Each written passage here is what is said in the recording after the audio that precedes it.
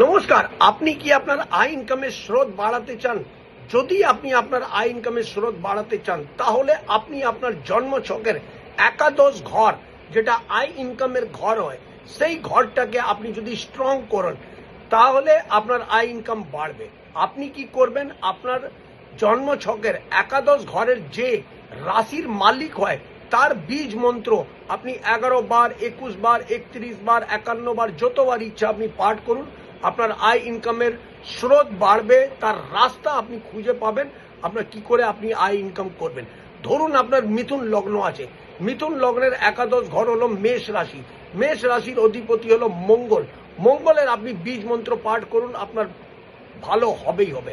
ধরুন আপনার মেষ লগ্ন আছে, মেষ লগ্নের একাদশ পতি হলো কুম্ভ রাশি, তার অধিপতি হলো শনি। শনির বীজ মন্ত্র পাঠ করুন, দেখুন আপনার আপসে আয় ইনকামের রাস্তা আপনার খুলে যাবে।